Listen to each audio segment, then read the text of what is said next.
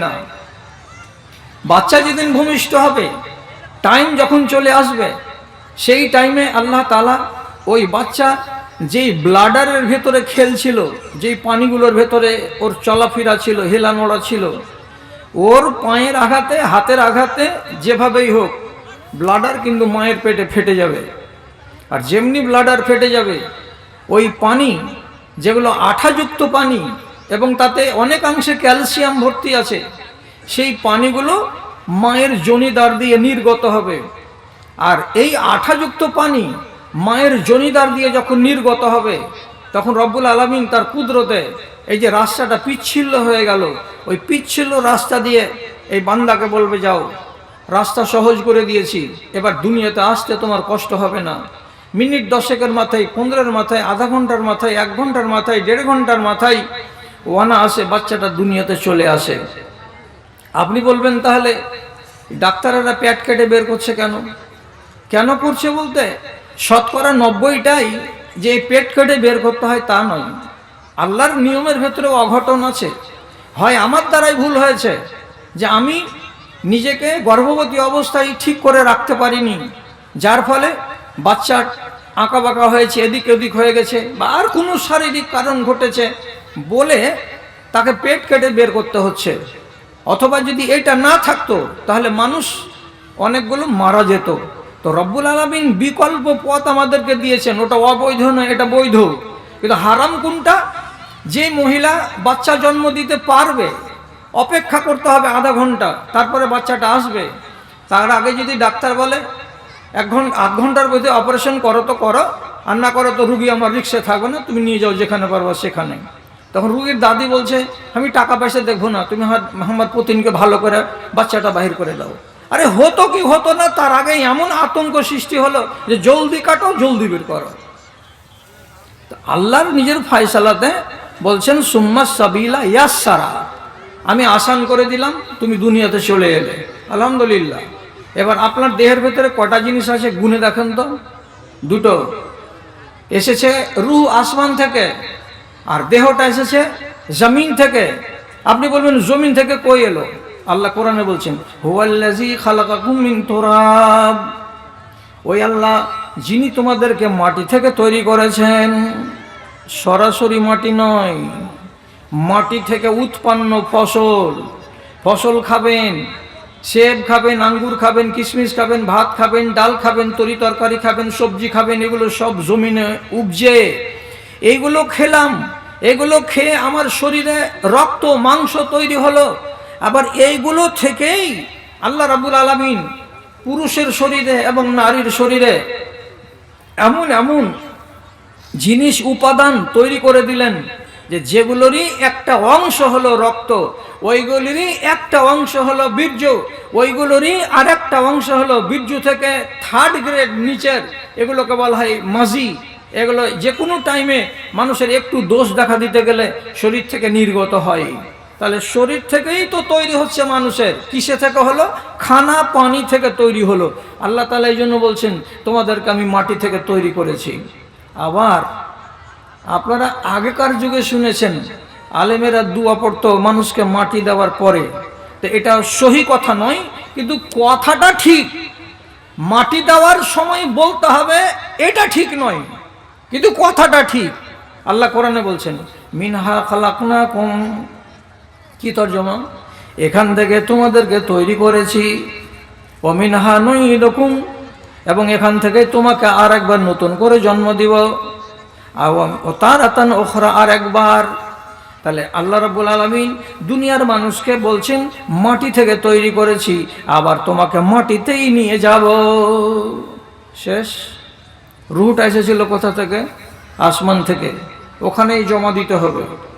আবার আসমানে যাবে। দুনিয়ার 60 সাল গত করে নেওয়ার পর আবার তাকে আসমানেই যেতে হবে। ওখানে না যাওয়া পর্যন্ত রেহাই নেই আপনার। কি করে বুঝলাম?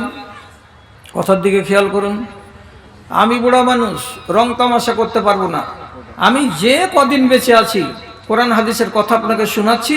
যদি ভালো লাগে তো আলহামদুলিল্লাহ, না ভালো লাগে তো সহ্য করেন। এর পরের বক্তা আসবে, হয়তো আপনার মন জয় করতে পারবে। আমি কি বোঝাতে চাইছি আপনাকে? রাসূলুল্লাহ একজন অসুস্থ ব্যক্তির কথা শুনতে পেলেন যে লোকটা মরো মরো অবস্থা। বেড়াতে গেলেন তার বাড়ি, দেখে আসি লোকটা বেঁচে আছে না মরে গেছে। তো আসলেন, তো অসুস্থ শুনে এলেন, তো অলরেডি ওই বেচারি মারা গেছেন। সাহাবীর নাম আবু সালমা। আবু সালমার লাশের কাছে গিয়ে রাসূলুল্লাহ বসলেন, ডানে আর বামে তার পরিবারের লোক এদিকে ওদিকে দাঁড়িয়ে টাড়িয়ে আছে। রাসূলুল্লাহ দেখতে পাচ্ছেন লোকটা মরে গেছে আধা ঘন্টা আগে, কিন্তু তার চোখ দুটো এখনো বন্ধ হয়নি, চোখ দুটো খোলা, চোখ খোলা, চোখ দুটো এইভাবে বন্ধ হয়নি। হলোটা কি? রাসূল গেলেন, যাওয়ার পরে চোখের দুটো পলকের উপরে শাহাদাতের আঙুল দিলেন, আর দেওয়ার পরে আস্তে করে নিচে নামিয়ে দিলেন। চোখটাকে, পাতাটাকে নিচে নামিয়ে দিয়ে কয়েক সেকেন্ড ধরে রাখলেন। কয়েক সেকেন্ড যখন ধরে রাখা হলো, তারপরে ছাড়লেন, তো চোখটা লেগেই থাকলো, চোখটা আর খুলল না। তারপরে তিনি বলছেন, এই আবু সালমার বেটি, বেটা, স্ত্রী, বউ, তোমরা কি একটা কথা শিখাবো কি? জি বলেন। তো তখন নবীজি বলছেন, ওদিকে জানা হ্যাঁ, পাশা দিক থেকে কাজওয়ালা কন্যা হ্যাঁ। তো রাসূলুল্লাহ ওদেরকে বলছেন একটা কথা শিখবা কি? কি কথা? তো বলছে, ইন্নার রুহা ইজা কবেজা ইত্তাবাহুল বাসারা। দুনিয়াতে যত মানুষের রূহ কবজ হয়, যত মানুষের রূহ কবজ হবে, তখন তার দেহটা তার 60 বছরের সাথীকে যখন বিয়োগ করবে, তার কাছ থেকে আলাদা হয়ে যাবে, তো রূহটা উপর দিকে যে উঠতে উঠতে চলে যাবে ফারিস্তাদের হাতে চড়ে, তখন এসে চোখটাকে মেলে তার দিকে তাকাবে আর আক্ষেপ করে বলবে, সাথী রে, তুমি ছিলে তো আমি ছিলাম, আর আমি ছিলাম তো তুমি ছিলে, এই জন্য আমরা দুনিয়াতে চলাফেরা করতে পারতাম। তুমি আমাকে ছেড়ে চলে গেলে, তোমার এখানে আর দাম নাই, আর আমি যে থেকে গেলাম তোমাকে বাদ দিয়ে, আমার কোনো দাম নাই। আমি যদি এদের পায়ে পড়ি আর হাত ধরি আর জোড়হাত করে বলি, বেটারে বাপরে আমাকে কবরে ফেলিস না, আমার পরিবারের লোক কেউ কথা শুনবে না। কেন শুনবে না? আমার ভেতরে তুমি নেই, তুমি চলে গেছো, এজন্য আমার কোনো দাম নাই। তো রাসূল কি বলছেন? যখন রূহটা উপর দিকে উঠে যায়, তখন চোখ তাকায়, দেখলো যে আমার সাথী চলে গেল উপর দিকে, কিন্তু চলে যে গেছে, তো দেহে তো আর জান নেই, দেহটাকে নড়াবে ছড়াবে কে? পাতা যে খোলা অবস্থাতে দেখছিল, তো পাতাকে বন্ধ করার জিনিসটা তো আর নেই, খোলা থেকেই গেল পাতা। এই জন্য দুনিয়ার সব মানুষকে বলা হয়েছে, যারা মানুষের পার্শ্বে মুমূর্ষ অবস্থায় থাকবে, যখন দেখলা যে জান কবজ হয়ে গেল, তখন তোমার উচিত হবে দুটো কাজ। একটা কাজ, মিষ্টি করে আলতো করে এমনি করে আঙুলটা দিয়ে তার পাতাটাকে বন্ধ করে দাও, এক। 2 নম্বর কাজ হলো কি, তার পাগুলোকে লম্বা শটাং করে দাও, আর হাত দুটোকে তার 2 পার্শ্বে লম্বা করে দাও। কেউ কেউ বলে বুকের উপরে এরকম করে হাত বেঁধে দাও, না, বুকের উপরে এইভাবে হাত বাঁধতে হবে না, হাত দুটোকে সোজা করে তার 2 পাশে লম্বা করে দাও, কেন যে সে নিজে নড়াচড়া করতে পারবে না। পা কেন শটাং করতে যাবেন আপনি? পা কি আঁকা বাঁকা থাকে? জি, কোরআন মাজিদে রব্বুল আলামিন স্পষ্ট করে বলে দিয়েছেন যে যখন মরণের টাইম আসবে, কপালে ঘাম থাকবে, তাহলে জেনে নিতে হবে আমার বাপের কপাল ভালো। মরণের সময় যদি আপনার বাপ কথা বলে, বাবা তোমরা ভালো থাকো, আমার জন্য দোয়া টোয়া করিও, তোমরা নামাজ টামাজ পড়িও, লা ইলাহা ইল্লাল্লাহ মুহাম্মাদুর রাসূলুল্লাহ, সুবহানাল্লাহ, কথা বলতে বলতে আর একবার নাই, তো যদি জিকির চলতে চলতে আপনার বাপ আর আপনার মা মরে যায়, আপনি হাত ঠুকে বলেন আমার বাপের কপাল ভালো। আপনার বাপ যদি মরবার টাইমে, আপনার মা যদি মরবার টাইমে শুধু ডান আর বাম করে, ছটপট ছটপট করে, আর ডান পাকে বাম পায়ের উপরে চড়িয়ে দেয়, আর বাম পাটাকে ডান পায়ের উপরে চড়িয়ে দেয়, এইরকম বারবার। আপনি দেখলেন একবার বাম পাকে ডানের উপরে চড়িয়ে দিয়েছে, আপনি ছুটিয়ে দিলেন, আর একবার দেখবেন বামটাকে ডানের উপরে চড়িয়ে দিয়েছে, এইভাবে বারবার করতে থাকছে, তাহলে লক্ষণটা ভালো নয়, এটা সুন্দর লক্ষণ বলে গণ্য করা হয়নি। তাহলে পাটা হতে পারে কবজের টাইমে একটা আরেকটার উপরে চড়ে আছে। কোরআন বলছে ওয়াল তাফাতি সাক বিসাক ইলা রাব্বিকা ইয়াউমাইযিনিল মাসাক, এগুলো হবে। যাক, এদিকে আমি যাচ্ছি না, একটা লক্ষণ আপনাকে বললাম, এটা আপনি করে দিবেন। মরে গেল, একে এর জায়গায় পৌঁছে দেন, আর রুহুকে নিয়ে যাওয়ার দায়িত্ব আপনার নয়। রুহ নিজে, ও যার দায়িত্ব আছে সে তাকে আসমানে নিয়ে যাবে।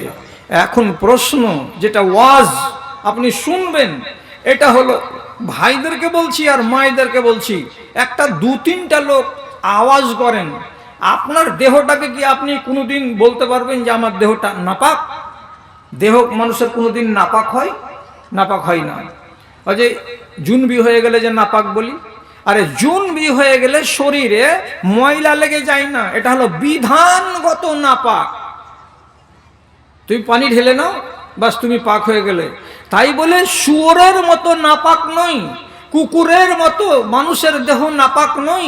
রব্বুল আলামিন পৃথিবীতে মানুষের দেহকে একবার পাক পবিত্র করে রেখেছেন, তেমনি তার রুহটাও পাক, একেবারে পবিত্র। এর ভেতরে কোনো গান্দেগি বলতে কিছু নেই। আর মুদ্রা কথা আজকে হলদিবাড়ির লোক যেটা শিখবে, আপনি পেয়েছেন পাক রূহ, আল্লাহকে ফিরিয়ে দিতে হবে পাক রূহ। আপনি পেয়েছেন পবিত্র দেহ, আল্লাহকে ফিরিয়ে দিতে হবে পবিত্র দেহ। দেহের ভেতরে যদি কোনো অভাব, কোনো অভিযোগ, কোনো রকমের কারসাজি আপনার দ্বারাই হয়ে থাকে, তাহলে সেই দেহর তকদির খারাপ আছে। আপনার যদি রুহটা আপনি গান্দা করে দেন, আপনাকে দেওয়া হয়েছিল পাক রূহ, পাক রূহকে আপনি নাপাক করে দিয়েছেন। নাপাক রূহ আল্লাহ রাব্বুল আলামিন কবুল করবেন না। বলে আমাকে পাক দাও আমি নিব, আর নাপাক দাও আমি নিব না। যদি আল্লাহ তাআলা অস্বীকার করে দেন, এই নাপাক রূহ আমি নিব না, হটাও হটাও, আমি এইটা রূহকে আমি দিইনি, তাহলে আপনার কপাল খারাপ। এখন ফের আপনি বুঝতে চাইবেন, মৌলভী সাহেব দেহ কি করে ইয়ে হয়ে যায়, কম বেশি হয়ে যায়, আর দেহের ভেতরে মানুষ মাতব্বরি কি করে করে? যে আপনি বলছেন যেমন দেহ দিয়েছি তেমন দেহ আমাকে ফিরিয়ে দাও, আল্লাহ তাআলা বলবেন হ্যাঁ আপনি দেহের ভেতরে মাতব্বরি করতে পারবেন, করার মতন জো আছে। আর দেহের ভেতরে মাতব্বরি করে যদি কোনো ক্ষতি হয়, রব্বুল আলামিন বলছেন তোকে ছেড়ে কথা হবে না, ছেড়ে দেব না। কেমন মাতব্বরি হবে? আপনি নিজের মনে মনে, আল্লাহ তাআলা আপনার আঙুলে এখানে একটা 6টা আঙুল দিয়েছিল, অনেক লোকের 6টা আঙুল হয় না, হয় 6টা আঙুল দেওয়া আছে। আপনাকে একটা লোক বুদ্ধি দিয়ে বলছে এইটা আঙুল কোন কাম দিছে রে, এমনি এইরকম একা বেঁকা হয়ে আছে, দেখতে খারাপ লাগছে, ডাক্তারের কাছে যা, যে এটাকে কেটে নে, তাহলে হাতটা সোজা হয়ে যাবে, দেখতে ভালো লাগবে। অনেকগুলো মানুষের আঙুল এরকম জোড়া লাগানো, বলে যা কেটে নে, নিয়ে এরকম সোজা করে নে। তো যদি জোড়াকে কেটে আলাদা করে, এটা আলাদা জিনিস। আর আল্লাহর দেওয়া কোনো জিনিসকে সে নিজে কেটে আলাদা করবে, এটা আলাদা জিনিস। তো একটা অতিরিক্ত যদি আঙুল থাকে, আপনি যদি ওইটাকে কেটে ফেলে দেন, ইসলামী শরিয়ত বলছে তোমার কাছে এই দেহর জন্য জবাব লাগবে আল্লাহ তাআলার কাছে। কেন? লা তাবদিলা লিখালকিল্লাহি, আল্লাহর সৃষ্টিতে কোন রকমের দখলদারি তুমি করতে পারবা না, যা আছে তাই থাকতে দাও। এক হলো। আবার বলি, হলদিবাড়ির মেয়ে ছেলে পেলে গাঁয়ে বাস করে, এরা এখনো শিখেনি। কিন্তু যারা একটু আধুনিক, আমাদের মুসলমানদের বাড়িতে অনেকগুলো মেয়েকে দেখবেন বিউটি পার্লারে যায়। একটা বিউটি পার্লারে যেতে গেলে একদিনের ফিস নাই করে 500 টাকা দিয়ে আসতে হবে। কি করে মেয়েরা? এই দেখেন চোখের উপরে যে ভুরুগুলো আছে, আল্লাহ তাআলা এটাকে সাজিয়ে রেখেছেন যেভাবে দরকার সেভাবে। এবার এরা কি মাতব্বরি করে, মাঝখানকে সম্পূর্ণ ফাঁকা করে, আর নিচু দিকে একটু নেমে আছে, উপর দিকে একটু চওড়া আছে, চওড়াকে কমিয়ে দেয়, নিচু দিক থেকে কমিয়ে দেয়, এটাকে পহিলা তারিখের চাঁদের মতো করে সরু এবং বাঁকা করে নেই। আর নেওয়ার পরে সে বুঝাতে চাই যে আমার চেহারাটা কত সুন্দর, আল্লাহ তাআলা এতখানি চ্যাপ্টা করে দিয়েছে, দেখে মানাচ্ছিল না। আমি ওটাকে কি করলাম, বিউটি পার্লারে গিয়ে ওটাকে সরু করে নিয়েছি। এখন দেখো তো আয়নাতে কত সুন্দর লাগছে দেখতে। আল্লাহ রাব্বুল আলামিন বলছেন ওই নারীকে ডেকে, কি লানাল্লাহুল মুতাফাল্লিজাত, আল্লাহর সৃষ্টিতে যারা দখলদারি করবে এই দেহের ভেতরে, রব্বুল আলামিন বলছেন তোমার উপরে আমার লানত। তোমাকে লানত খেতে হবে আল্লাহর পক্ষ থেকে। এবং ওলামায়ে দ্বীন বলেছেন, কোনো মানুষ যদি লানতের হকদার হয়ে যায় তাহলে সে জান্নাত থেকে বঞ্চিত হয়ে যায়। ওই হাদিসটাতে আর এক জায়গাতে লেখা আছে কি, তোমাকে চুল দিয়েছি 1 হাত লম্বা, সবুর করো। কাউকে চুল দিয়েছি আমি 1.25 হাত লম্বা, সবুর করো। আর যদি বলে না আরো বড় চুল আমি দেখবো, আমাকে পছন্দ লাগে, আমার নিতম্বের নিচু পর্যন্ত যেন ঝুলে, তো চুলটি দেখতে বড্ড ভালো লাগবে, তো চুলের যত্ন করো। যত্ন করতে মানা নেই। তাই বলে কোনো রমণী যদি বাজার থেকে নকল চুল কিনে আনে, নকল চুলকে আসল চুলের সঙ্গে জুড়িয়ে দিয়ে সে বেনিটাকে লম্বা করে দেয়, দুনিয়ার লোককে দেখাতে চাই দেখো আমার চুল কত লম্বা। নবী করিম সাল্লাল্লাহু আলাইহি ওয়াসাল্লাম বলছেন, লাআনাল্লাহুল ওয়াসিলাতা ওয়াল মুস্তাওসিলাতা, এই নকলি চুলগুলোকে আসল চুলের সঙ্গে যারা জুড়ে নিবে আর যারা জুড়ে দেবে, দুইজনের উপরে রব্বুল আলামিন লানত করেছেন। কেন লানত হলো? তুমি আল্লাহর সৃষ্টিকে বদলাতে গেলে কেন? কে তোমাকে মালিক বানিয়েছে? এটা আল্লাহ যা দিয়েছেন সেভাবে রাখতে হবে। আপনি যদি এই দেহের কোনো ক্ষতি সাধন করে থাকেন নিজে থেকে, আল্লাহ বলছেন আমি ওটাকে শুধরাবো না আর আমি ভালো করব না, তোকে জনম জনম ধরে ওই দেহ নিয়েই থাকতে হবে, মরে যাওয়ার পরেও। না না, লোকটি বসতে কইতে হবে না, লোকটি সবাই হুঁশিয়ার। এখন যদি আমরা বলি যে কুপন উঠিয়ে দিয়েছি, ফ্রিতে খানা দিচ্ছে, লোকটি ঠিকই রাস্তা চিনে নেবে যে কোথায় ভান্ডারি আছে। আর হুঁশ নাই যে কোনখানে জায়গা ফাঁকা আছে। কিছু কিছু মুদ্রা রোগ থাকে, ওইগুলো রোগ সারে না কবরে যাওয়ার আগে। তো যাদের যাদের একটা মুদ্রার রোগ আছে, যে আমাদের অভ্যাস হলো মুলি সাহেব তোমরাকে যোগা, আমরা দাঁড়িয়ে থাকি পুলিশের ডিপার্টমেন্টের লোক, তো ওই লোকগুলো হচ্ছে আমার যোগানদার, ওরা আমাকে যোগাচ্ছে। আপনারা বসিয়েন না ভাই, বসলে এটা অন্যায় হবে। হ্যাঁ, তো কি বলছিলাম? কথা দিকে, এদিকে আমার দিকে আসেন, আমার দিকে আসেন। এ দেহটা আমার খুব সুন্দর। এমন কোনো জিনিস আপনি খাবেন যে জিনিসটা খেতে গেলে দেহের ভেতরে রোগ বাসা বাঁধবে, জানা আছে আপনার? বলছেন না আমরা তো জানি না। জানেন না? যদি বলেন যে আমি জানি না, তাহলে মুসলমান কোম্পানি মুসলমানদের ইমান লুটার জন্য মুসলমানের নাম দিয়ে হারামের কারখানা একটা নয় 1000টা খুলে রেখেছে, জানেন? একটা গুলের প্যাকেটে লেখা আছে খুরশেদের গুল, এর মালিকের নাম কি? খুরশেদ আলী। কোনঠে খুরশেদের বাড়ি আমি জানি না, কিন্তু এই লোকটা যে এত বড় হারামি জিনিস তৈরি করবে আর তাতে নিজের নাম নিজের ছবি ছাপিয়ে বাজারে দিবে, তো এর উপরে আল্লাহর রহমত নাজল হবে কি? হবে না? আপনি ওটা সেবন করছেন। আগেকার যুগে একগুলো জর্দা ছিল, ফকির মাহমুদ না ফকির আহমদ, কি নাম ছিল যে, জর্দাগুলো হারিয়ে গেছে। একটা জর্দা না হলো ফকির মাহমুদ। এখন বর্তমানে বাজারে একগুলো তিরঙ্গা পাওয়া যায়, আর গায়ে লেখা আছে মোস্তফা। কি করা যাবে বলেন তো? যে ব্যক্তি এগুলো নাম চয়ন করে দিচ্ছে, তো সেই ব্যক্তিকে আল্লাহ রব্বুল আলামিন কি খুব চুমা খাবেন গালে গালে? আহারে, তুমি মোস্তফা খাওয়াইছো দুনিয়ার লোককে। মুস্তাফা কি জিনিস? রাসূলুল্লাহর উপাধি নাম হলো মুস্তাফা। কোটি কোটি মানুষের ভেতরে যাকে চয়ন করে নেওয়া হয়েছে, এটা আল্লাহ রসুল হলেন পছন্দনীয় জিনিস আল্লাহর নজরে, তিনি হলেন মুস্তাফা। তেমনি তাম্বাকু আর গুল আর খাইনি আর এই আর এর ভেতরে আপনি মুস্তাফাকে খান, এটা হলো সব থেকে হাই কোয়ালিটি। এই জিনিস যদি একটা মানুষ লাগাতার খায়, যদি ক্ষতি না হলো, তাহলে আপনি হলদিবাড়ির লোক আমাকে বলুন, খাইনির প্যাকেটের উপরে লেখা আছে কি, ছাপা আছে কি? একটা গলার ঘা, দগদগে ঘায়ের ছবি ছাপানো আছে, মুখ ফাটা, ঠোঁটগুলো বড় বড় মোটা মোটা এবং রক্ত মাখা মাখা ঠোঁটের ছবি দেয়া আছে। আর তাতে বলা হয়েছে কি, এটা হলো ক্যান্সারের কারণ। গোটা দেশবাসী জানে, গোটা দুনিয়া জানে যে এগুলো জিনিস সেবন করতে গেলে তোমার দেহ নষ্ট হবে। তো তার জন্য রব্বুল আলামিন বলছেন আপনাকে আগেই, কি বলছেন? দেখো, এত সুন্দর দেহটা দিয়েছি, এই দেহটাকে তুমি ভালো কাজে লাগাও। তোমার অন্যায়ের কারণে দেহে যদি কোনো রকমের ক্ষতি হয়, ক্ষতি হবে যাতে, সেটাকে আমি নিষেধ আগেই করে দিয়েছি। তাকে যদি তুমি না মানো আর তোমার দেহের যদি ক্ষতি হয়, ক্যান্সার হয়ে যদি তুমি মারা যাও, যদি আল্লাহ না করে তোমার মুখের ভেতরে এমন কোনো রোগ হলো যে রোগটার ভালো করা গেল না, কেন হয়েছিল? ওই সমস্ত ওই নেশাগুলোকে সেবন করার কারণে হয়েছিল। আমি কসম দিয়ে বলছি কিয়ামতের দিন আপনার রোগ ভালো হবে না, আপনার ওই ক্যান্সার ঠোঁটে লাগাই থাকবে। কেন? আল্লাহ রাব্বুল আলামিনের দেওয়া পবিত্র দেহটাকে আপনি কিসের জন্য খাম করতে গেলেন? নেশাকে হারাম করা আছে, কেন? নেশা খেতে গেলে তোমার দেহ নষ্ট হবে, আর দেহ নষ্ট আমি করতে দিব না রে বান্দা। কেন? যে তোমার দেহটাকে আমি পাক বানিয়েছি, সলিড বানিয়েছি, আর যা বানিয়েছি সেটা আমি ভালো বানিয়েছি, এটাকে খারাপ করার তোমার অধিকার নেই। এই জন্য আগেই রব্বুল আলামিন বলছেন কোনো নেশা তুমি সেবন করবে না, এতে তোমার দেহ ভালো থাকবে না। এগুলো তো নেশা হলো। ধরেন একটা লোক রোজা চালিয়ে যাচ্ছে, কেমন রোজা?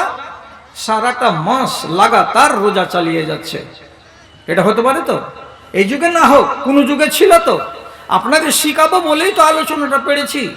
এক সাহাবী যুবক, তার নাম আব্দুল্লাহ, বাপ বিয়ে দিয়ে নিয়ে আসলো বেটার একটা সুন্দরী বৌমা বাড়িতে। 8 দিন পরে 9 দিন পরে বৌমাকে জিজ্ঞেস করে বলছে, শ্বশুর কাইফা ওয়াজাদে ইবনি, ও বৌমা তুমি আমার বেটাটাকে কেমন পেয়েছো? ছেলেটা চলার মতো কিনা, তোমার সঙ্গে ভালো ব্যবহার করে কিনা, কিরকম মনে হচ্ছে আমার ছেলেটাকে? বলতেই পারে বা শ্বশুর, বৌমা তুমি সুখে আছো তো, ভালো আছো তো, আমার ছেলে ভালো ব্যবহার করে তো? বউ এমনি করে নাকের সামনে কাপড় টেনে দিয়ে বলছে, নেমার সাহাবান, আপনার বেটাটা কত সুন্দর নৌজওয়ান, কোনো ত্রুটি নেই তার সৌন্দর্যে, এবং সে যে একটা নৌজওয়ান এটা মিথ্যা নয়, সত্য কথা। ওয়ালাম ইউফাত্তাশিলি কানাফান ওয়ালাম ইয়াতালি ফেরাসান, আজ পর্যন্ত 12 দিন হয়ে গেল আমার বিয়ে হওয়া, আপনার বেটা এখন পর্যন্ত আমার ছাপের খাটে আমার পাশে একবার শুয়ে দেখেনি। আমার শাড়ির ভেতরে কি আছে, আমার ব্লাউজের ভেতরে কি আছে একবার খোঁজ করে দেখেনি। এই হালাতেই 12 দিন কেটে গেল। বাপ কপালে হাত দিয়ে খুঁজে, ওরে শালা 14 আনা বেটা খেপারে, আরে তো বিয়ে দিয়ে যে নিয়ে আসলাম একটা যুবতী মেয়ে ছেলে, আর তুই হলি 22 বছরের যুবক। আর বৌমা যদি এ কথাটা বলে, জুয়ান ছেলে হিসেবে খুব সুন্দর, কিন্তু এখন পর্যন্ত আমার ছাপের খাটে আসেনি, আর আমার শরীরে কি আছে আমার কাপড় সরিয়ে একবার দেখার চেষ্টা করেনি। বেটাকে যে বলছে, আরে বাজি এই কথাটা কি ঠিক বলছে বৌমা?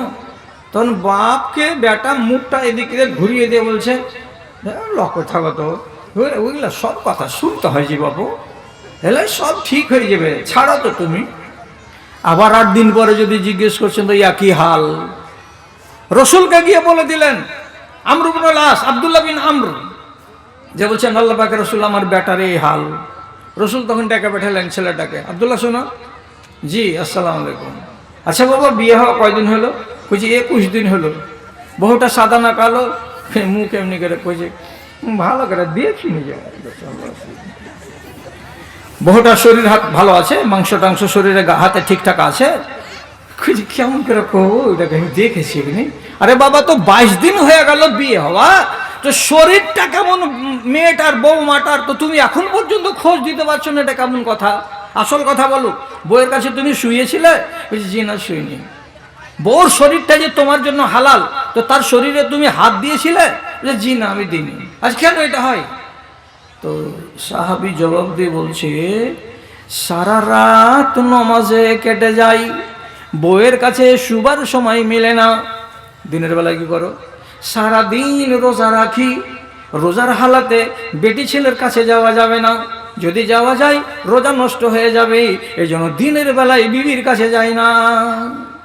ওরে খেপাতুল্লাহ, রাত কাটবে এইভাবে আর দিন কাটবে এইভাবে, তো তাহলে তুমি লাগাতার রোজা চালাচ্ছ?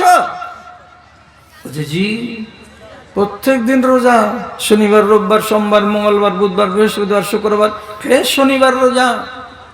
এটাকে কি বলা হয়? আরবিতে বলা হয় সওমে বিশাল, লাগাতার রোজা। রাসূলুল্লাহ বলছেন লাগাতার রোজা রাখার পাওয়ার একমাত্র আমি নবী আমাকে দেওয়া আছে, তাছাড়া পৃথিবীর কোনো মানুষকে লাগাতার রোজা রাখার পাওয়ার দেওয়া নাই।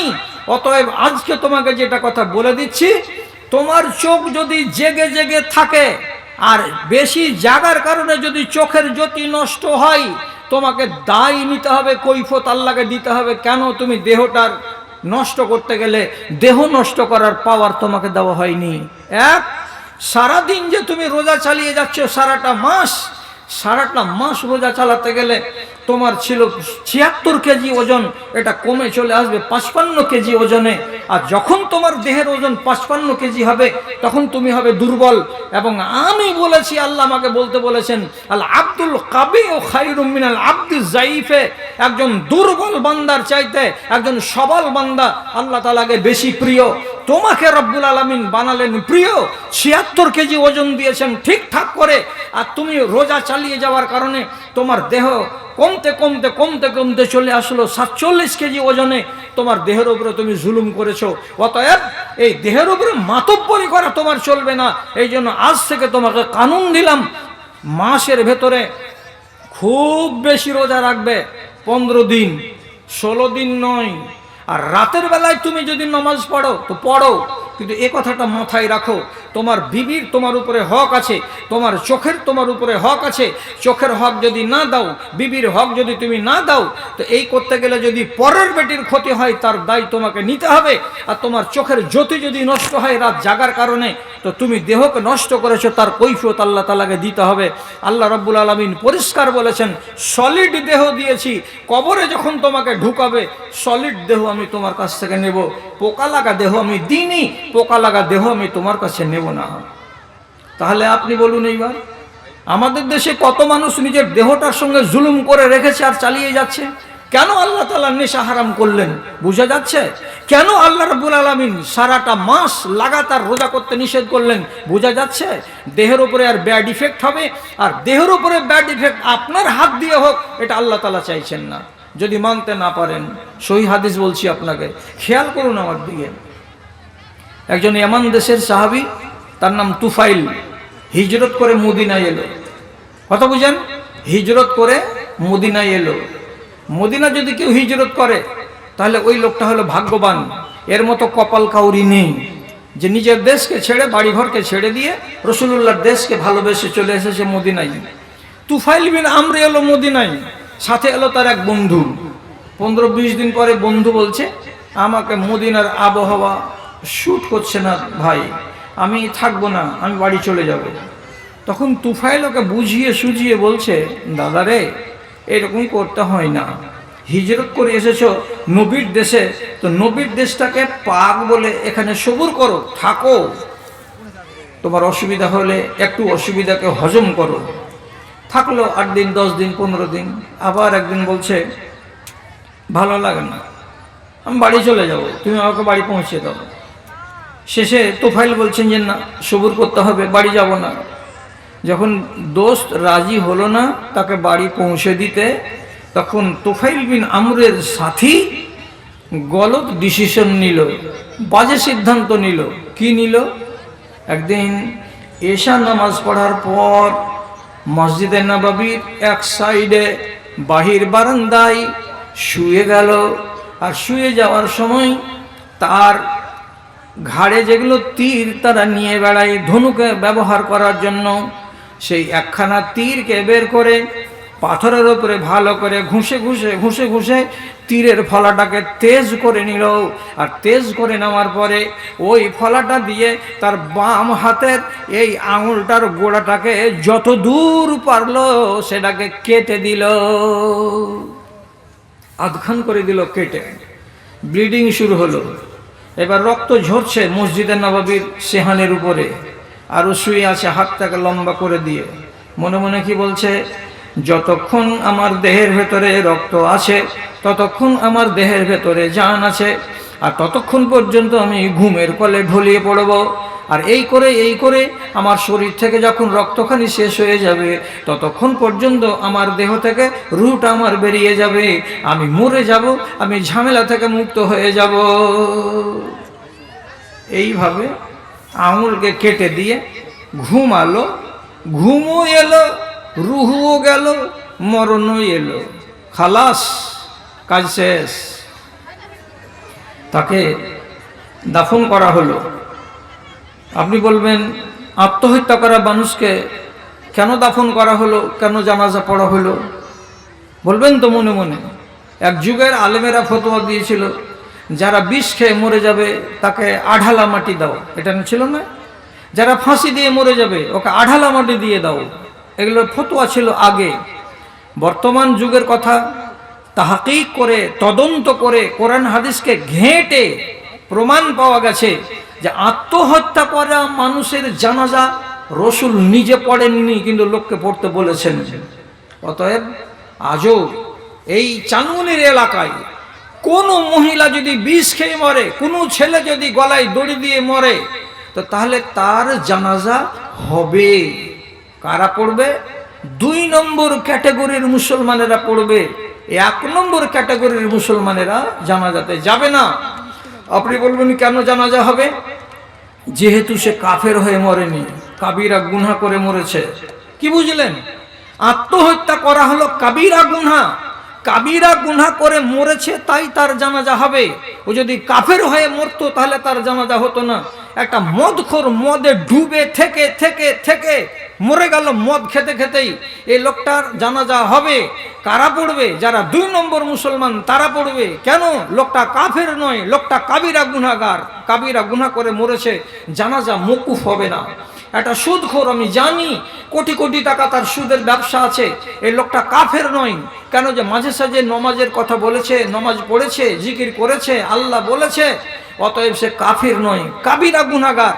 কাবিরা গুনাহগার মরে যেতে গেলে তার জানাজা হবে, তাকে আঢালা মাটি দিতে হবে না। তাকে মাটি দেওয়া হলো। 15 দিন পরে তুফাইল রাতের বেলায় স্বপ্ন দেখছেন নিজের বন্ধুকে। দেখে না অনেক মানুষ মরা মানুষকে স্বপ্নে? আপনি বলেন না কোনোদিন কোনো মৌলবীকে যে বলো না আমার বাপকে দেখলাম, তো আমার বাপ খুব এইরকম অবস্থায়, দেখতে পান না? অনেক মা খালাকে জিজ্ঞেস করবেন তুই তোর বাপকে দেখেছিস কেমন?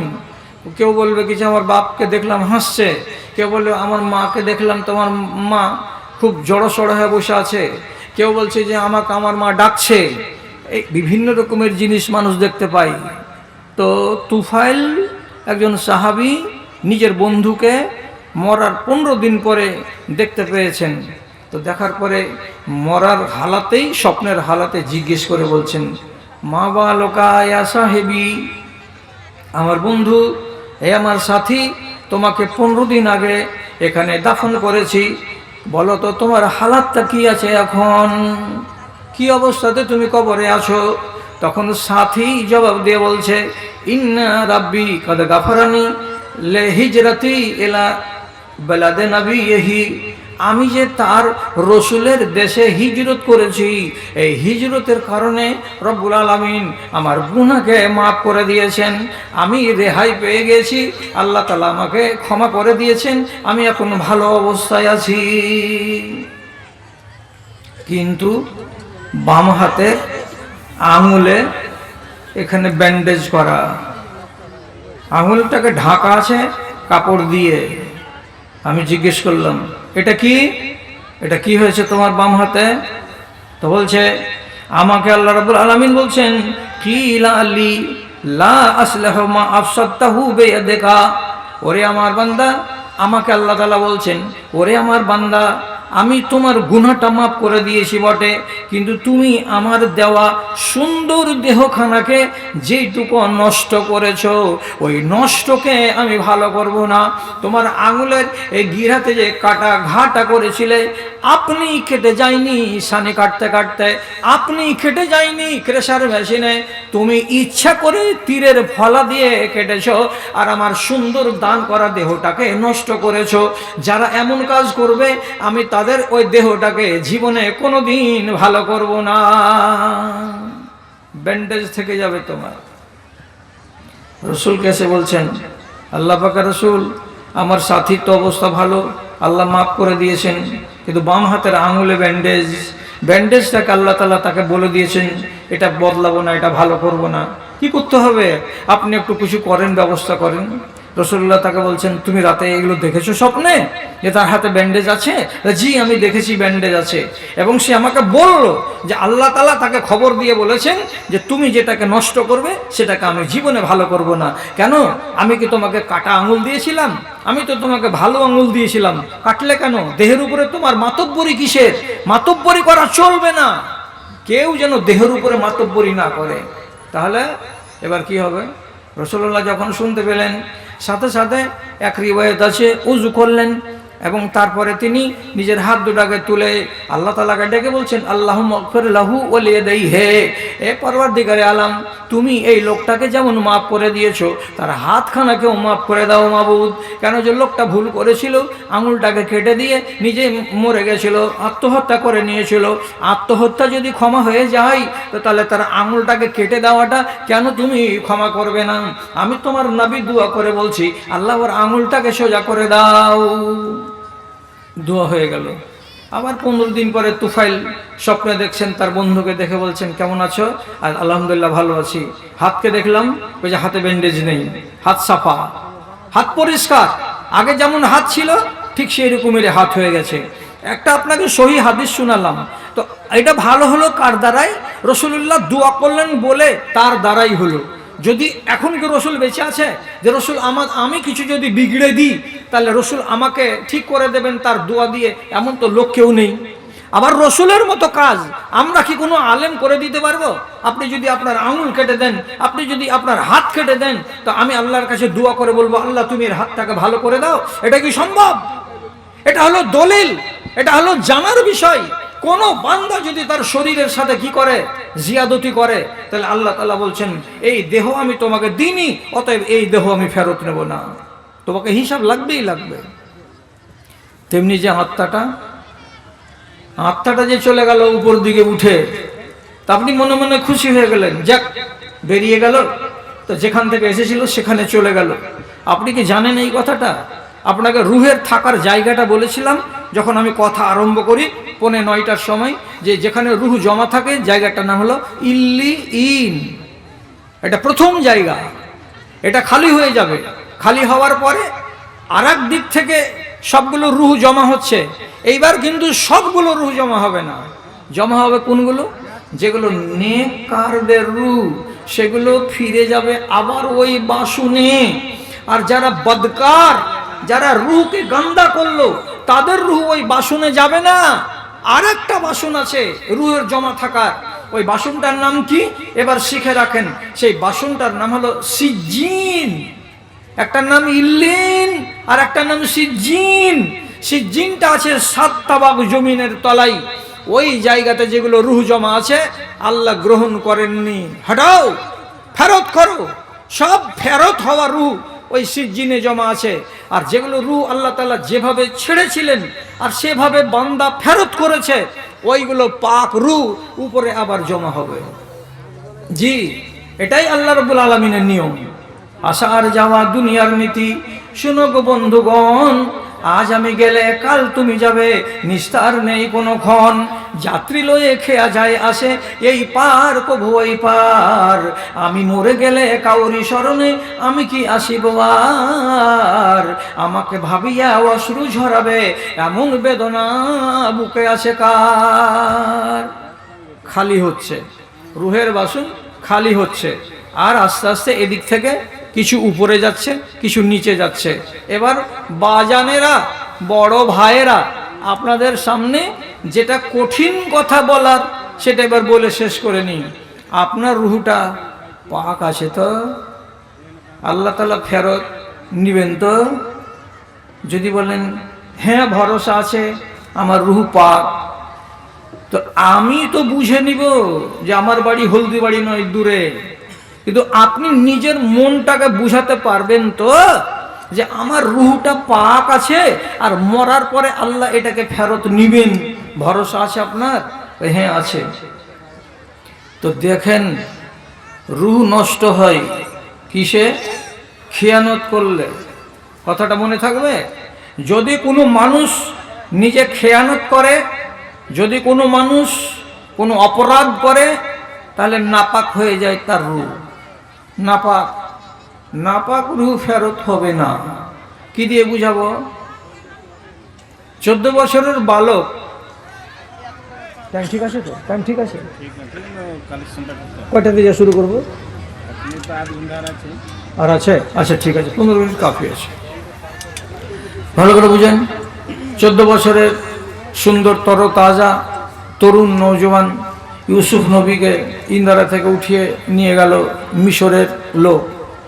বাড়ি গিয়ে বলছে ছেলেটাকে, রে ছেলেটাকে যত্ন কর, একে আমরা বেটা বানিয়ে নিব আগামী দিনে।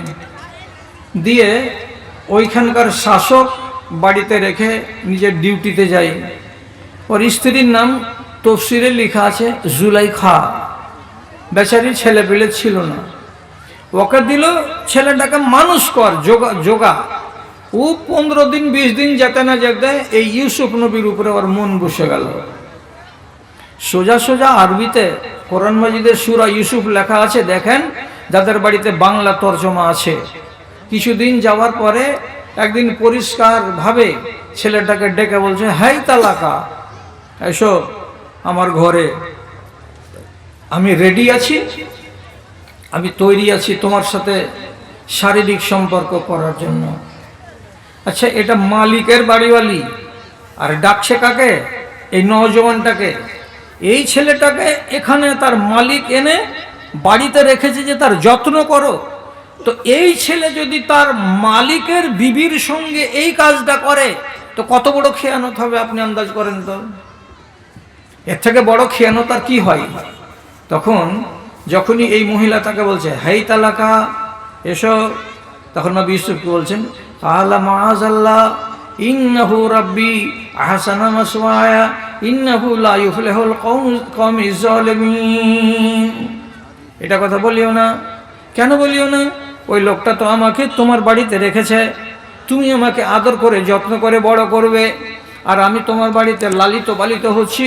তোমার স্বামীটা হলো আমার মনিব, আর অবর্তমানে মনিবের তার বিবির সঙ্গে যদি এই বদফেলি করা যায়, এত বড় খেয়ানত হবে।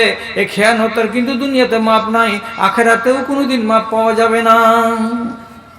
আমার আত্মা নাপাক হয়ে যাবে। খেয়ানত করতে গেলেই আত্মা নাপাক, সেই আত্মাকে রব্বুল আলামিন ফিরিয়ে দেবেন, এটা মাথায় থাকে। এখন সবাই বিচার করো নিজের, কতটি লাভ করেছো জীবনে, কতটি প্রেম করেছো জীবনে। বিয়ে শাদী হওয়ার আগে কত নারী, কত ছেলের সঙ্গে মিলিত হয়েছ, কতজন বেটা ছেলে, কতজন অচেনা রমণীর সাথে বন্ধুত্ব তৈরি করে দিয়ে তার সাথে শারীরিক সম্পর্ক কায়েম করেছো, আর নিজের রুহটাকে নাপাক করেছো। নিজের হিসাব তোমাকে নিজেই করতে হবে। এবার বলবে মৌলী সাহেব, জুয়ান্তিকালে বুড়া কাজ হয়ে গেছে, আমার আত্মা তো নাপাক, এই নাপাককে ধোয়ার কোনো ব্যবস্থা আছে? জি হ্যাঁ, ব্যবস্থা আছে। কি ব্যবস্থা আছে? আপনি যদি এই ভুলটাকে স্বীকার করেন, আর স্বীকার করার পরে চোখের পচা পানি 1 বিন্দু 2 বিন্দু রাতের নির্জনে বসে ঝরাতে পারেন, তাহলে আবার নিজের আত্মাটাকে ধুয়ে পরিষ্কার করা যাবে। কি করে যাবে ভালো করে বুঝে নেন। আরও শর্টের উপরে বলছি, একজন সাহাবী, তার নাম মাইজ বিন মালিক, এক বিবাহ শাদী করা বেটা ছেলে পুরুষ, সে ব্যভিচার করে নিল অন্য আরেক নারীর সাথে। সে জানে এটা অপরাধ, যেন তেন অপরাধ নয়। যখন এ কাজ হয়ে গেছে, তখন রাসূলুল্লাহর কাছে এসে প্রথমে তার বন্ধুকে এসে বলল, বন্ধুর নাম হলো হাজ্জাল। হাজ্জালকে বলছে, বন্ধু এ কাজ আমি করে ফেলেছি। তো যদি তার বন্ধু আর ও দুজন ঘরের ভেতরে সামটিয়ে নেই কথাটা, তওবা তাহির করে টোরে আল্লাহর কাছে কেঁদে কেটে, তো কোনো ব্যাপারই ছিল না। কিন্তু হাজ্জাল বলছে, তুই যা করেছিস, তোকে যতক্ষণ পর্যন্ত পাক না করা যাবে ততক্ষণ পর্যন্ত তোর রেহাই নেই। কি করলে পাক হবে? রসুলকে যে বলো কি করে পাক হবে। এই খ্যাপাটা বললো না যে পাক কেমন করে হয়। শেষের বেলায় রসুলুল্লাহর কাছে এসে বলছে একদম ওরই ভাষা, তাহিরনি ইয়া রাসূলুল্লাহ, আপনি আমাকে পাক করেন, আমার রুহ না পাক হয়ে গেছে, আমার দেহ না পাক হয়ে গেছে, আপনি আমাকে পবিত্র করে দেন। দেখে বলছে কি করেছো, কি হয়েছে? তো বলছে যে আমি এই কাজ করেছি। রসুল মুখ ফিরিয়ে নিলেন, আবার এদিকে গিয়ে বলল, ফের রসুল এদিকে মুখ ফিরিয়ে নিলেন, আবার এদিকে এসে বলল, রসুল আবার এদিকে মুখ ফিরিয়ে নিলেন, আবার এদিকে এসে বলছে যে আমি এই অন্যায় করেছি। তখন রসুলুল্লাহ বারবার যে এভাবে জিজ্ঞেস করছেন, তার মানে কি লোকটা যদি এখান থেকে চলে যায়, যে না এমন কোনো ঘটনা ঘটেনি, তো চলেই যায়। কিন্তু 3বার 4বার মুখ এড়িয়ে যাওয়ার পরেও সামনের দিকে এসে বলছেন, তাহিরনি, আপনি আমাকে পাক করুন, আমার রুহ নাপাক, আমার দেহ নাপাক হয়ে গেছে। কি হয়েছে? তো এই হয়েছে। তখন রসুলুল্লাহ তাকে আরব দেশের যেটা একবারে শেষ স্তরের ভাষা, সেটা রসুলুল্লাহকে বললেন আনিকতাহা, আনিকতাহার মানে হলো এই, তুমি কি ওই মহিলার যোনির ভেতরে তোমার নিজের যৌনাঙ্গটাকে প্রবেশ করিয়ে দিয়েছিলে? এই কথাটাকে ছোট্ট ভাষাতে রাসূলুল্লাহ আরবিতে বললেন আনিকতাহা, তুমি কি এই কাজ করেছ? তখন লোকটা খুলে বলছে, জি হ্যাঁ, যেমন করে 12 হাতের এইরকম মোটা রশিকে কোনো মানুষ পানি তোলার জন্য ইন্দারাতে নামায়, তো রশিটা যেমন ইন্দারার ভিতরে সবখানি চলে যায়, ঠিক ওই রকমই আমার দেহের অংশটা ওই মহিলার যোনির ভেতরে সম্পূর্ণটা গেছিল। রসুল বলছেন, ওরে খেপারে, যাকে নিয়ে যে মারণ শুরু হলো। পাথর কতক্ষণ থামতে পারবে? এই বড় বড় পাথর যখন পড়তে লাগলো, গা হাতকে এমনি এমনি করে ঝুটিয়ে দিয়ে আবার খাল থেকে বেরিয়ে গিয়ে দিল দৌড় মদিনার দিকে। আর যখন আসামি পালিয়ে যাচ্ছে, তখন লোকেরা পিছনে পিছনে তাড়া করছে, চলে গেল। ওদিক থেকে কোনো লোক আসছিল যে আসামি চলে যাচ্ছে, দুই ঘরের মাঝখান দিয়ে পালিয়ে যাচ্ছিল। ওই লোকটার কাছে আর হাতে কিছু ছিল না, বড় উঁট জবে করে মাংস খেয়েছে। এই যে কল্লার জাবড়ার হাড়খানা আছে না, গাঁড়াশির মতন সাইজের হাড়খানা, হাড়খানাকে উঠিয়ে নিল। আর নেওয়ার পরে মাইজ বিন মালিককে দুইটা ঘরের মাঝখানে সুযোগ পেল, দিল মাথার উপরে ঠাঁই করে 3টে বাড়ি। আগে থেকে পাথর খাওয়া ছিল, আর এই যখন কল্লার বাড়ি পড়লো, ওই জায়গাতে জমিনে পড়ে মরে গেল। রাসূলুল্লাহ শুনলেন, শোনার পরে বলছেন, আহারে, যখন পালিয়ে গেল খাল থেকে, তখন তোমরা আর কেন তোমরা ধাওয়া করে মারতে গেলে? হাল্লা তারা তুমু হো, ওকে তোমরা ছেড়ে কেন দাওনি? বলছে, হয়নি আল্লাহ রসুল, আমরা মেরেই শেষ করে দিয়েছি। দাদারা আমার, এই লোকটা নিজে বলছে তাহের নেই, আপনি আমাকে পাক করুন, কেন যে আমি নাপাক। তাহলে ব্যভিচার করলে কি হয়? আত্মা নাপাক হয়ে যায়। পাক হলো কি করে? সাজা নিল, তখন পাক হলো। পাক হয়েছে না হয়নি? হ্যাঁ হয়ে গেছে। রাসূলুল্লাহ নিজে বলছেন, এই লোকটা ব্যভিচার করার পরে আল্লাহ তাআলার কাছে ক্ষমা চেয়েছে, আস্তাগফিরুল্লাহ পড়েছে, আল্লাহ আমাকে মার্জনা করো। কতবার, কতটি আস্তাগফিরুল্লাহ পড়েছে? যদি মদিনার আমি 70 জন লোকের উপরে তার ইস্তেগফারকে মাথা প্রতি আমি ভাগ করে দিতাম, তাহলে এই লোকটার ইস্তেগফারের দৌলতে মদিনার 70 জন লোক জান্নাত চলে যেত। সুবহানাল্লাহ। তাহলে কতবার ইস্তেগফার করেছে? তো কি বোঝা গেল? ব্যভিচারে লিপ্ত হতে গেলে দেহ এবং আপনার আত্মা নাপাক হবে। আপনার দেহ পাক আছে না নাপাক আছে, তার পরীক্ষা আমি করতে পারবো না, আপনি নিজে পরীক্ষা করে নেবেন। এটা একটা আপনি জানতে পারবেন, আর একটা জানতে পারবেন না। একটা জানতে পারবেন কোনটা?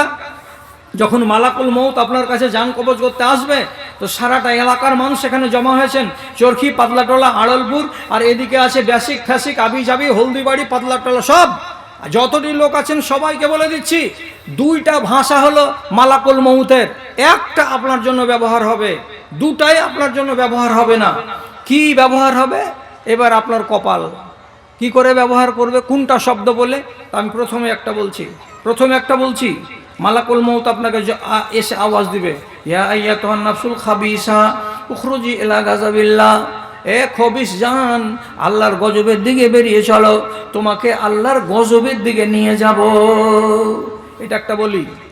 আর একটা বলি কি, ইয়া আইয়াতুহান নাফসুত তাইয়্যিবা উখরুজি ইলা রিজওয়ানিল্লাহ, হে পাক জান, তুমি আল্লাহর রেজামন্দির দিকে চলো, তোমাকে আমি নিয়ে যেতে এসেছি, আল্লাহ পাঠিয়েছেন তোমাকে নিয়ে যাওয়ার জন্য। 2টা বলি হলো। যদি আপনার নফসটা কি হয়, খাবিস হয়, নাপাক হয়, অপরাধের কারণে কলুষিত হয়ে থাকে, তাহলে আপনি ডাক পাবেন, ভালো না মন্দ সেটা আপনি জানতে পারবেন, আমি জানতে পারবো না। আমি যদি জ্ঞানীগুণী মানুষ আপনার মরণের টাইমে পার্শ্বে থাকি, তাহলে শুধু লক্ষণ দেখে বলতে পারবো যে একে ভালো ভাষা দিয়ে আল্লাহর ফেরেশতা ডাক দেয়নি। জি হ্যাঁ, যদি জেনে নেন যে খবিস বলে ডাকলো, ওই রুহ বের হবে না, সেই রুহকে চিপে নিংড়িয়ে চেপে যেমন কুশোরের রসকে বের করা হয় মেশিনে, ওই রকম করে পায়ের দিক থেকে নিংড়িয়ে রুহটাকে বের করা হবে।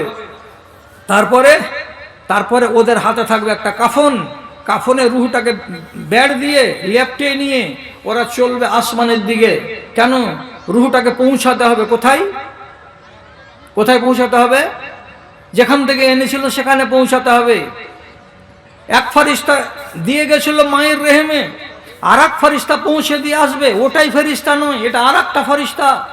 এবার রুহটাকে নিয়ে চলে গেল প্রথম দরজায় আসমানের, ওখানে যখন যাবে তো আসমানের ফেরেশতারা আগে থেকেই নাকে কাপড় দিয়ে বলবে আন্তানুরি রিহ জিফাতিন, মনে হচ্ছে একটা মরা কুকুর মরে যেতে গেলে যত দুর্গন্ধ ছড়াই, এত দুর্গন্ধ আসছে এ রুহ থেকে, এটা কার রুহ? তো বলবে এটা চানমুনি অঞ্চলের হলদিবাড়ি গ্রামের দক্ষিণ মাথার বোরের গাছের কাছে বাঁশতলাতে বাড়ির উমুকের রুহ এটা। বলছে আল্লাহ, এত নাপাক রুহ নিয়ে তোমরা উপর দিকে যাচ্ছ? না না না না, গেট খোলা যাবে না, একে উপর দিকে যেতে দেওয়া হবে না। কেন? এই রুহ হলো নাপাক, নাপাক রুহ আল্লাহ তাআলা জমা নিবেন না। এই কী করবো জি? বলছে ওকে জমা করে দাও যেখানে জমা করার আছে। বলছে তোর বাপের চাকর 10 বার করে ফিরে দিব, রুহকে ছেড়ে দেবে ওখানেই আসমানের গেটে। ওইখান থেকে রুহটা এবার নিচু দিকে পড়তে পড়তে পড়তে পড়তে সেহানের উপরে যেমন পাথর পড়তে গেলে দুম করে আওয়াজ করে, ওই রকম করে সিজ্জিনে গিয়ে আছাড় খেয়ে দুম করে গিয়ে পড়বে রুহটা, আর রুহ ওখানেই থাকবে। ওকে 15 মিনিটের জন্য, 20 মিনিটের জন্য বা আধা ঘন্টার জন্য আবার আনা হবে। কখন আনা হবে? যখন এই দেহটাকে কবরে দিয়ে দেওয়া হবে। কবরে দিয়ে যখন পাটাতন কমপ্লিট, লোকেরা যেমনি ঘুরবে, দুটো ফেরেশতা এসে যখন জিজ্ঞেস করবে, তো জিজ্ঞেস করার কালে ওই রুহটাকে আবার এখানে হাজির করা হবে। রুহ ঢুকলো, আবার তাকে বসানো হবে, বসিয়ে জিজ্ঞাসাবাদ করা হবে। উত্তর যদি ঠিক তো ঠিক, আর বেঠিক যদি হয়ে যায় তো জাহাবার হবে। তখনই তাকে অর্ডার করা হবে, এই যেখানে ছিল ওখানে চলে যা। আবার রুহ আলাদা হয়ে যাবে, দেহটা আলাদা হয়ে যাবে। তাহলে একবার আনা হলো 15 মিনিটের জন্য জিজ্ঞাসাবাদ করা হবে বলে, তারপরে রুহ চলে গেল কোথায়? সিজ্জিনে। যাদের রুহ চলে গেল সিজ্জিনে, তুমি সারাটা জীবন এইরকম করে হাত কচলাতে কচলাতে তুমি মরে যাবে। কিয়ামতের দিন তোমার কল্যাণ হবে না, হাসরের ময়দানে তোমার কল্যাণ হবে না। কেন? যে তোমার রুহ নাপাক। আর একটা রুহ যখনই কবজ হলো, জান্নাতের ফেরেশতারা তাকে কাফনে করে লেপটিয়ে নিয়ে চললো, উপর দিকে যাচ্ছে। যেতে যেতে আসমানের গেটে বলবে গেটটা খুলে দাও, আমরা উপর দিকে নিয়ে যাব। সে এখান থেকে কেমন হবে? বলছে এন্তাশেরমিন রিহ মিসকিন, হরিণের নাভি থেকে যে মৃগ নাভির সেন্ট বেরোয়, ওই রকম সুন্দর সুন্দর সেন্ট বের হবে এই রুহ থেকে। তখন বলবে কার রুহ এটা? তো বলবে যে হ্যাঁ, চানমুনি অঞ্চলের হলদিবাড়ি গ্রামের উমুক লোকটার এটা রুহ এনেছি। তখন ফেরেশতারা বলবে মারহাবান মারহাবান, আহলান সাহলান, ওয়েলকাম, যাও নিয়ে যাও। গেট খুলে দেওয়া হলো। এই রুহটাকে 7ম আসমানের উপরে ওই বাসনে গিয়ে রেখে দেওয়া হবে। বাসনটার নাম কি বলেছিলাম? ইল্লিইন। ইল্লিনে রুহকে রেখে দেওয়া হলো। তাহলে এই রুহের তকদির ভালো, আগামী দিনে কিয়ামতের দিন এর যাত্রাটাই হবে সুন্দর হয়ে, হাসরের ময়দানে হাজির হবে, তো তার অসুবিধা হবে না। হাসরের মাঠে দাঁড়িয়ে থাকবে 50,000 বছর, তাকে যদি 200, 250, 300 বছর দাঁড়াতে হয় তার কোনো অসুবিধা হবে না। হিসাবের পরে তার কল্যাণ হবে, পুলসারাত পার হতে তার কোনো কষ্ট হবে না। সে একটা জায়গাতে ঠাঁই পাবে ইনশাআল্লাহ। কেন? আল্লাহ রাব্বুল আলামিন যে রুহ তাকে দিয়েছিলেন, রুহকে সে দাগদার করেনি। আল্লাহ রাব্বুল আলামিন যে দেহ তাকে দিয়েছিলেন, সে দেহটাকে সে নষ্ট করেনি, দাগদার করেনি। আল্লাহর আমানতকে আমানতের মতো করে নিয়ে থেকেছে, আর আমানতকে যেভাবে ফেরত দিতে হয় সেভাবে সে ফেরত দিয়েছে। তার দেহ ছিল আল্লাহর আমানত, কবরে গেছে সলিড। তার রুহটা ছিল আল্লাহর আমানত, সেটাও আসমানে গেছে সলিড। সে এখানে কোনো মাতব্বরি করেনি। এই জন্য তার তকদিরে এত ভালো, আর তার মঙ্গল জীবনে নেমে এলো গোড়া থেকে নিয়ে শেষ পর্যন্ত। তাহলে একটা জানতে পারবেন আর একটা জানতে পারবেন না, আসমানের গেটে ওপার যাবে না যাবে না, এটা আপনি জানতে পারবেন একাই। কিন্তু আমরা দুনিয়াতে আর আপনি দুনিয়াতে এইটা জানতে পারবেন রুহ কবজের টাইমে, যে আমার রুহ পাক না না পাক। এই জন্য আল্লাহ তাআলা বলছেন ওয়া নাফসিন ওয়া মা সাওয়াহা ফাআলহামাহা ফুজুরাহা ওয়া তাকওয়াহা। আমি তোমাকে সুন্দর একটা নাফস দিয়েছি, যে নাফসের দ্বারাতে তুমি তোমার বিবেকটাকে কাজে লাগাও। এই বিবেককে দিয়ে তুমি ভালোকে চেনো এবং মন্দকে চেনো। এবং আল্লাহ রাব্বুল আলামিন পরিষ্কার বলছে কাদ খাবা মান দাসাহা, ওই মানুষটা কপাল চাপড়াবে আর বলবে হাই হাই, রুহটাকে যদি গান্দা করে দেয়। আল্লাহ তাআলা 61 বছরের জীবন দিয়েছেন আপনাদেরকে, ঠাট আর বাটে কাটিয়ে দিয়ে নিজের রুহকে আর দেহকে অপরিষ্কার আর গান্দা করিয়েন না। কেন? আগামীতে লম্বা জীবন পড়ে আছে। লম্বা জীবনের দিকে যদি আপনার হিসেব একবার যাই, মাথাটা একবার যাই, তাহলে 60 বছরে ফাট করে গত করে 60,000 বছরকে জ্বালাপোড়া করে কাটাবেন, এটা কি হুঁশিয়ার লোকের কাজ হবে? আর শেষ কথা হলো এই, আল্লাহ তাআলা তৈরি করেছেন দুনিয়া দুটা, একটা এই দুনিয়া, একটা ওই দুনিয়া। আর দুই দুনিয়ার জন্য দুটো জিনিস তৈরি করেছেন, একটার নাম সুখ আর একটার নাম দুঃখ। এবার ভালো করে বুঝে নেন, যারা এই দুনিয়াতে সুখ করে মরবে তাদের কপালে দুঃখ বাকি থাকলো, ওই দুনিয়াতে তাকে দুঃখ করতে হবে। যারা এই দুনিয়াতে দুঃখ করে মরবে তার কপালে বাকি থাকলো সুখ, তারা ওই দুনিয়াতে গিয়ে সুখ করবে। একটা বান্দা দুটাই দুনিয়াতে দুঃখ করবে না, আর একটা বান্দা দুটাই দুনিয়াতে সুখ করবে না, একবার সুখ আর একবার দুঃখ। আপনি যদি দুনিয়াতে সুখী হন, আখেরাতে আপনাকে দুঃখী হতে হবে। আপনি যদি দুনিয়াতে দুঃখী হন, তাহলে আখেরাতে আপনাকে সুখী হতে হবে। এটা মাথাতে রাখবেন। আপনি বলবেন তখন যে ওলি সাহেব, আমি যে টাকা পয়সাওয়ালা লোক, আমি যে সুখী, তাহলে কিয়ামতের দিন আমাকে দুঃখী হতে হবে? ওইটা কথা বলিনি। দুঃখ মানে কি? আল্লাহর শরীয়তকে মানতে গেলে যেটুকু কষ্ট হয়, এই কষ্টটুকুকে যারা মেনে নিবে তারা দুঃখী হবে, আর এই দুঃখীরা কিয়ামতের দিন সুখী হবে। বুঝতে পারলাম না, বুঝতে পারলেন না তো? এখনকার জানুয়ারি মাসের 4 তারিখ 5 তারিখে সকাল 4:15টার সময় উঠে কলসির পানি থেকে লোটাতে করে নিয়ে ওযু করতে গেলে আপনি নিজে বলুন আওয়াজ দিয়ে আমাকে, এটা সুখের কাজ না দুঃখের কাজ? কাজটা সুখের না দুঃখের? কাজটা দুঃখের। যারা এই দুঃখ করবে, এই দুঃখের সাথে লেগে আছে তার সুখ, কিয়ামতের দিন তাকে সুখ করতে হবে। বুঝতে পারলেন তো? তো বারে যে সুখী হবেন তা হবে না, একবার দুঃখ একবার সুখ, কোনটা আপনি করবেন সেটা আপনার বিচার। আপনাকে আল্লাহ তাআলা আকল দিয়েছেন, বিদ্যা বুদ্ধি দিয়েছেন, আলহামদুলিল্লাহ। আচ্ছা, অনেক কথা বলা হয়ে গেল, আর কিছু কাজ বাকি আছে।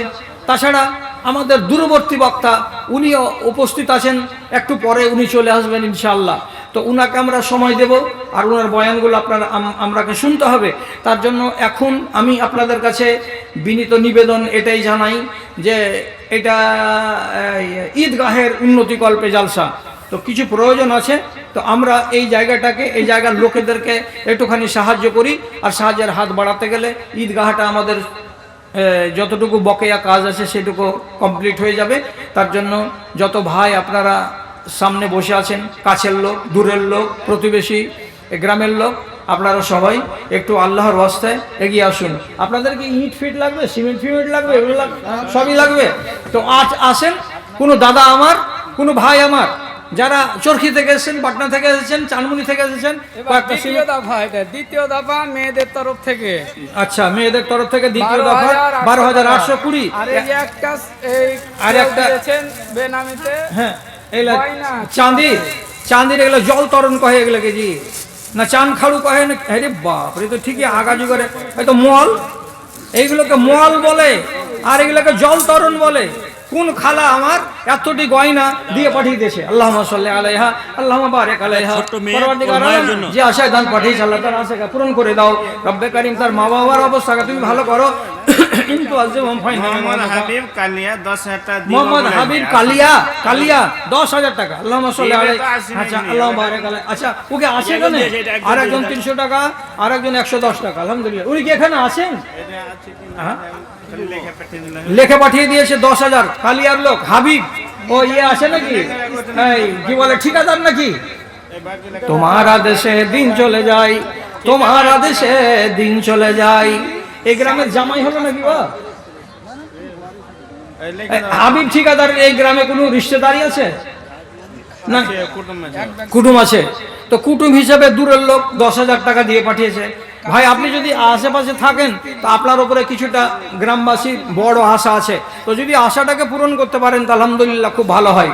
আচ্ছা, আর অন্যান্য লোক, আপনারা যতটি লোক সামনে বসে আছেন বলুন তো যে সবাই আপনারা দান দিয়ে দিয়েছেন কি না বাকি আছেন কেউ?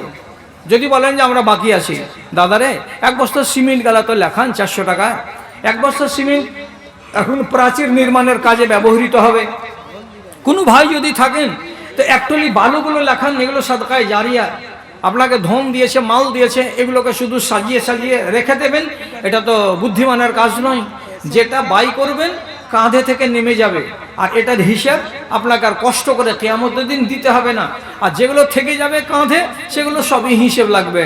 তো হিসাবটা লম্বা করিয়েন না দাদারা আমার, আল্লাহর ওয়াস্তে। এক বস্তা করে সিমেন্ট কেউ এগিয়ে আসুন, 500 করে ইট আপনারা এগিয়ে আসুন, কিছু বালি এগিয়ে আসুন, সবাইকে ডাকছি।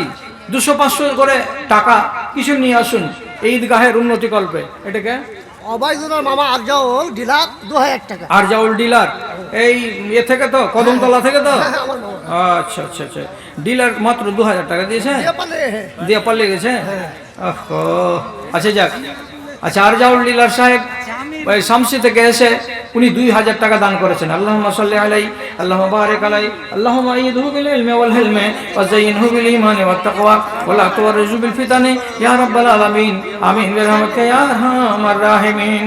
তোমার আদেশে দিন চলে যায়, তোমার আদেশে দিন চলে যায়, আধার নেমে আসে রাতে, কত যে শক্তি লুকায়ে রেখেছো তোমার নিগুণ দুই হাতে।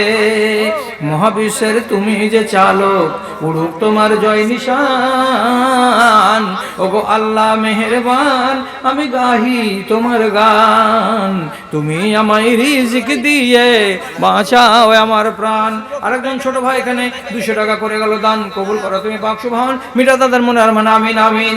সবাই আসুন না গো, ছোট করে দেন না, 100 200 500 করে দানগুলো দেন না, দেন দেন, চুপচাপ বসে থাকেন না। আমার মামা জয়নাল আবেদিন মাস্টার, জয়নাল আবেদিন মাস্টার মোটা একটা দান করেছে, কিন্তু আপনার কাছে একটু দোয়া চেয়েছে, অসুস্থ আছে। জয়নাল আবেদিন দানটা মাস্টার। দেওয়া হয়ে গেছে। হ্যাঁ, মোটা দান দিয়েছে। আসিবিল ওয়াস রাব্বানাস ইশফান দা শাফি লা শিফা ইল্লা শিফা ওয়া কাশিফা লা ইউগাদিরু সাকামা। পরওয়ারদিগার তোমার বান্দা অসুস্থ অবস্থা আছে, তার জন্য দোয়া চাইছে। হে আল্লাহ তুমি হাকামুল হাকিমিন, তুমি হলো সব চাইতে ডাক্তারে ডাক্তার। পরওয়ারদিগার তাকে লম্বা চড়া আজমাইশে ফেলে রাখিও না আল্লাহ, তাকে তুমি সুস্বাস্থ্যবান করে তোলো। রব্বে করিম তোমাকে ডাকার মতো তার শরীরে সুমতি দাও। রব্বানা তাকাব্বাল মিন্না ইন্নাকা আনতাস সামিউল আলিম। আমিন আমিন বিরহমাতিকা ইয়া আরহামার রাহিমিন। এ কথা শোধালে হৃদয় আমার সত্যি দহিয়া যায়, কেন প্রতিদিন ভারত ভূমিতে মুসলিম জবাই হয়, মুসলিম জবাই হয়। রামের দেশে রবে রাম ভক্তরা, তাদের বড় সমাদর, দেশের সেবক যত সব ওরা মুসলমান দাগাবাজ চোর, মুসলমান দাগাবাজ চোর।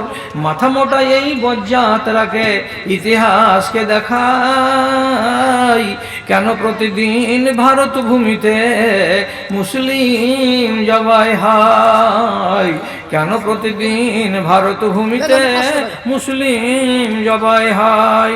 আর একজন ভাই বেনামিতে 500 টাকা দান করেছেন। আল্লাহুম্মা সাল্লি আলাইহি আল্লাহুম্মা বারিক আলাইহি আল্লাহুম্মা আকসির মালাহু ওয়া ওয়ালাদাহু ওয়া বারিক লাহু ফীমা আতাইতাহু ওয়া জিদ ফি উমরিহি আমিন আমিন। হাসানের স্ত্রী হলদিবাড়ি 1 বস্তা সিমেন্ট। হাসানের স্ত্রী হলদিবাড়ি 1 বস্তা সিমেন্ট। শহীদুলের স্ত্রী হলদিবাড়ি 1 বস্তা সিমেন্ট। শহীদুলের স্ত্রী হলদিবাড়ি 1 বস্তা সিমেন্ট। ওবায়দুলের স্ত্রী হক সাহেবের ছেলে হক সাহেবের ছেলে ওবায়দুলের স্ত্রী 1 বস্তা সিমেন্ট। নিজামউদ্দিনের স্ত্রী চাঁদমণি খাসপাড়ায় 1 বস্তা সিমেন্ট। খাসপাড়া নিজামউদ্দিনের স্ত্রী 1 বস্তা সিমেন্ট। হলদিবাড়ি হাকিমের স্ত্রী হলদিবাড়ি হাকিমের স্ত্রী 5 কেজি সরিষা 10 কেজি ভুট্টা। 5 কেজি সরিষা 10 কেজি ভুট্টা। জিয়াবুলের ছেলে জামিরুল জিয়াবুলের ছেলে 10 কেজি ভুট্টা। 10 কেজি ভুট্টা। আনসুর হলদিবাড়ি ছাগলের পাইকার ছাগলের পাইকার 20 কেজি ভুট্টা। মুরসালিমের স্ত্রী চাঁদমণি 1 বস্তা সিমেন্ট। মুরসালিমের স্ত্রী চাঁদমণি 1 বস্তা সিমেন্ট। ইয়াজদানি হলদিবাড়ির 2 বস্তা সিমেন্ট। ইয়াজদানি হলদিবাড়ি 2 বস্তা সিমেন্ট। তারা প্রত্যেকে দোয়া চেয়েছে। প্রত্যেকে দোয়া চাইছে আলহামদুলিল্লাহ। আচ্ছা, এর বাড়িওয়ালি ওর বাড়িওয়ালি পাওয়া গেল, আর বাদ বাকি লোকটির কি বাড়িওয়ালি নেই? হাজি, আরে বাদ বাকি বাড়িওয়ালিটি কি হচ্ছে তোমরা? আগে তোমার যে স্বামী গেলা ধন দৌলত টাকা পয়সাওয়ালা নাড়াচাড়া করার লোক নয়। যদি তুমি এই ঈদগাহকে দান করার জন্য তোমার স্বামীর পকেটমারি করো, তো স্বামী যেন জান